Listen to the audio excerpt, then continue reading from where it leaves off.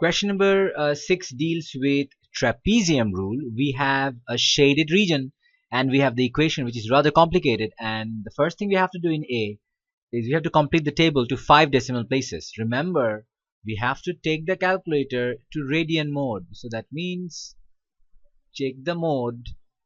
So now it's in radian mode. So let's do the calculation. This is going to be 2 times sine 2x. 2 into pi by 8 is going to be pi by 4.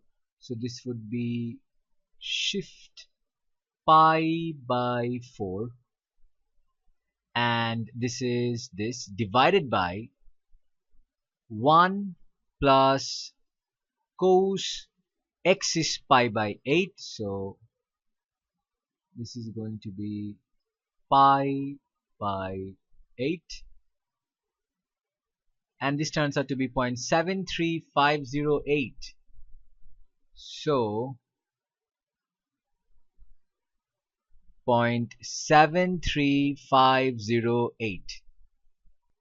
Remember, the answer has to be to 5 decimal places. Now question number B is trapezium rule. Remember, trapezium rule is an approximation for the area. So what we do is we imagine there are trapeziums over here and we add up the trapezium, and this is the rule for finding the trapezium. It is area by trapezium rule equals to h by 2, where h is the common difference, meaning the gap between one value of x to the other. So it is going to be pi by 8. So bracket y naught, the first value of y, plus 2 into, so we have y1, y2, y3. So y1 plus y2 plus y3 plus the last one, which is y4. So this is it. This is the formula we're going to use. So we can write, so question number B. So area by trapezium rule, this is the approximation symbol because it's an approximate area. So h by 2, h is pi by 8. Since 0 to pi by 8, the gap is pi by 8. We find the value of h by subtracting this, like a common difference. So pi by 8 minus 0 is pi by 8. So pi by 8 by 2, h by 2. So y naught is 0 plus 2 times, the first value is 0.73508 plus the second value is 1.17157. The third value is 1.02280, and we have plus the final value is 0. So now we have to use the calculator. So pi by 8 by 2 is pi by 16. If we use the calculator, this is calculator work completely. So 0 plus, first of all, let's add up the inside of the bracket. So this is going to be 0.73508 plus 1.17157 plus 1.02280.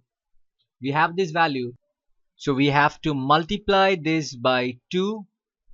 Remember, whatever we have, there is a 2 outside the bracket. So this is 5.8589. Okay, so now we have to multiply this with pi by 16. So this is pi by 16.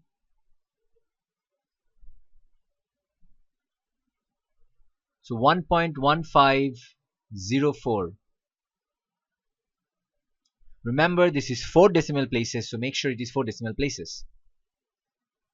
Now it's very common to round up a trapezium rule sum with a bipart sum or substitution sum, which is basically a way of finding the exact value of the area, because what we found right now is an approximate area. So let's do this substitution sum, which comes right after the trapezium rule sum, and we have to use the substitution u equals to 1 plus cos x. Okay, so this has no limit, it's a definite integral, indefinite integral, so we will just use in terms of x at the end. They have given us the answer what we have to do. So if we differentiate this, du by dx is differentiation of cos x is minus sine x. So we can write du equals to minus sine x dx, which is, if you send the minus to the other side, minus du is divided by sine x is dx. We have an expression for dx. Remember, the idea is if you have a Cartesian expression like x1 to x2 and we have a function of x dx, so substitution would change it into u1 to u2 function of u du. But the thing is, when you don't have any limit, you don't have to worry about this, and the answer would be in terms of some expression. So we have to change the dx to du. So we know an expression for dx, we can plug it in. And let's do the substitution now. So integration. So we have 2 sine 2x. Now instead of sine 2x, let me write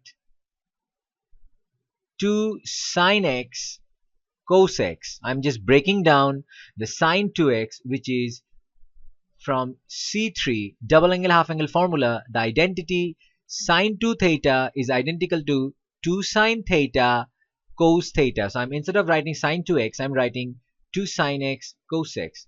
And remember, there was already a 2 beforehand. So this would be 2 of 2 sine x cos x multiplied by dx. Now instead of dx, we can write minus du divided by sine x. So now we have 1 plus cos x. Now instead of 1 plus cos x, we can write u. So this sine x and this sine x cancels off. So what we can write is integration of this 2 and this 2 becomes 4. So this is 4. Now cos x, instead of cos x, if we send the 1 to the other side, it becomes u minus 1. So this would be u minus 1 divided by u multiplied by, this is minus du. So what we can do, we can send the minus in front, it becomes minus 4. So u by u minus 1 by u du. So this is, if we bring the minus 4 outside, it becomes 1 minus 1 by u du. So minus 4 integration of 1 is u minus integration of 1 by u. By fundamental rule of calculus, it is going to be ln of u, and there is going to be a plus c at the end because there is no limit over here. Because remember, if it had a limit, it would be a numerical value, a number, but since it's without limit, it will be an expression. So hence integration of 2 sine 2x divided by 1 plus cos x dx is equals to, so we're going to write minus 4. Instead of u, we can write 1 plus cos x minus ln. Instead of u, we can write 1 plus cos x. And at the end, we have a plus c. Here, since previously we had a plus c, they're writing k for the constant c. So let's simplify this and see whether we have proved it. So this is going to be minus 4 plus, minus. So minus 4 cos x minus and minus plus 4 ln of 1 plus cos x plus k. Remember, this minus 4 is also part of the constant, so we can just write it as, let me write 4 ln of 1 plus cos x minus 4 cos x. Now this k minus 4 is also a constant, so I'm going to write the k. Remember, all the constant is represented by this k, so this is the expression proved. In question number D, we have to find the error percent. Now error percent means a difference of the exact area and the approximate area, and what is the error percent. That's what we have to find. Now think about this.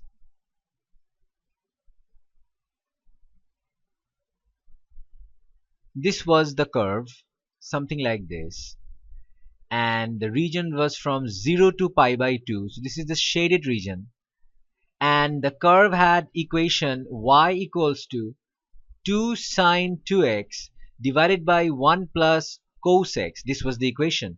So if you want to find the area, the exact area, it would be area equals to 0 to limit would be pi by 2, and this would be 2 sine 2x divided by 1 plus cos x dx. Now we just integrated this using substitution, and this integration turns out to be, so we found this from the previous sum that we just did, and the limit is 0 to pi by 2. So let's evaluate this. 4 ln 1 plus cos pi by 2, cos 90. So cos 90, we know cos 90 is 0. Okay. Minus 4 cos pi by 2. Again, cos 90 is 0. So minus 4 ln 1 plus cos 0. Cos 0 is 1. Minus 4 cos 0. Cos 0 is 1. So this is going to be 4 ln. So 1 plus cos 90. Pi by 2 is cos 90. Cos 90 is 0. So 1 plus 0 is 1. So 4 ln 1 minus 4 cos 90 again is 0. So this is going to be 0. Minus this is going to be 4 ln cos 0 is 1. So 1 plus 1 is 2. This minus and this minus becomes plus. 4 cos 0 is 1. So this is going to be ln 1 is 0. So this is going to be 0 minus 0 minus 4 ln 2 plus 4. So the exact value is going to be 4 minus 4 ln 2. So this is the exact value of the area. Now previously we found the approximate value of area using the trapezium rule. So let's do it over here. So the error is the positive difference between the exact area and the approximate area, and we give absolute value sign to determine that it is the positive difference. So this is going to be 4 minus 4 ln 2 minus what we found from the trapezium rule. So let's use the calculator and see what value this is. So 4 minus 4 ln 2 minus 1.1504, and it turns out to be 0.077. We found the error. Let's read the question again. Exactly what did they ask for? So here, hence calculate the error. So we don't have to find the error percent. We just have to find the error, and the answer has to be in two significant figure. So that means, so 0 is not significant, so 0.077 is the answer. Now let me tell you a little bit. If it was error percent, what is the rule? Error percent would be error value divided by actual value, which would be 4 minus 4 ln 2, into 100%. If the question was for error percent, then this is how we would have found it.